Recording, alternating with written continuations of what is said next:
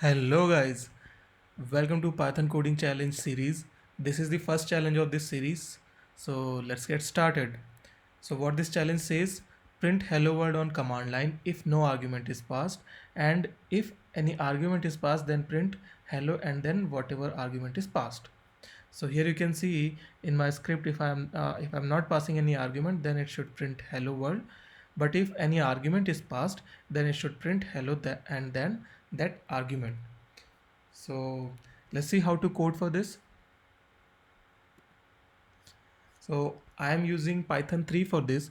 So one disclaimer over here, if you are comfortable with the challenge and you want to try it on your own, then you can pause the video for a while and write a code for yourself and then come back and resume the video just to cross verify whether whatever you have written is correct or not.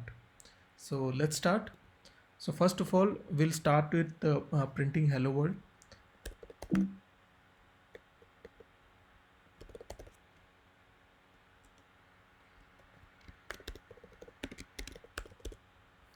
Let's run the program. Yeah, so it's printing the correct text hello world. But if I am giving a command line argument DevOps, it is not giving me hello DevOps. So we have to code for this. But before getting into that, uh, let me tell you how are we going to achieve it in brief. So what happens whenever you pass anything on command line, Python interpreter actually reads it and stores it. So in Python we have a module called sys. So under this module there are so many functions and variables. Using these functions and variables we can actually access these values from the Python interpreter. So that is what we are going to do in this challenge. So first of all I need to import.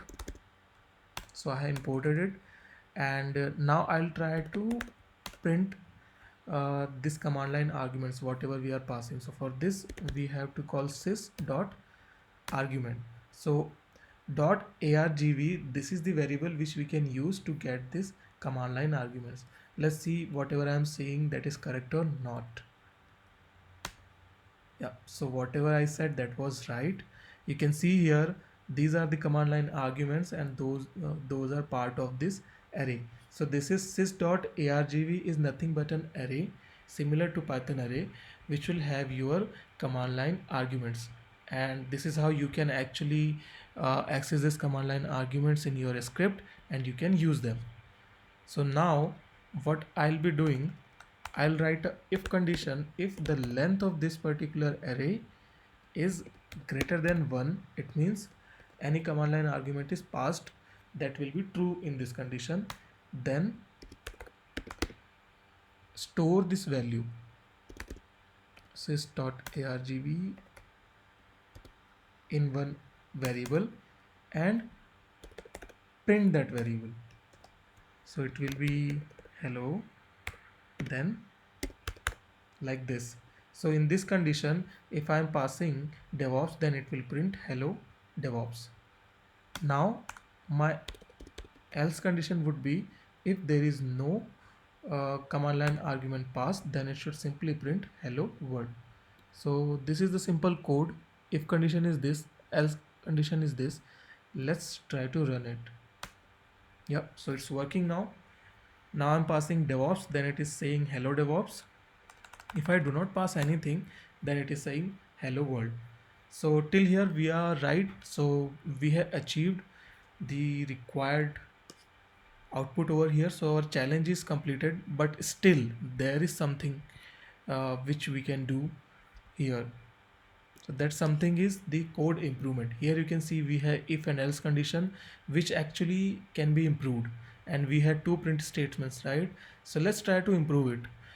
Though our code is completed, our challenge is completed, but still we can improve the performance of our code. So for this what we have to do, I will take a default variable uh, value at the beginning itself, because world will be the default one.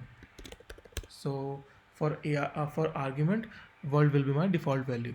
Then the condition says if the length of this particular array is greater than 1, then this holds true. I'll remove this line. So I'll remove it, else also I'll remove, and I'll just keep the print statement as it is with little modification like this, and then here I'll say this. That's it. Let's try to run it again. Yeah, it's giving me correct output. If I am passing nothing, then it is giving me hello world. But if I am passing, let's say, DevOps, it's giving me hello DevOps. So as compared to the previous solution, we are not using if else condition over here. So we have optimized our code, and again we are printing it just once. So this is how we have optimized. So there can be multiple ways, but we have to go for the most optimal way. So that's done. Our first challenge is completed. We could actually print the output which was given in the challenge. So that's it for this challenge, guys. Thanks for watching.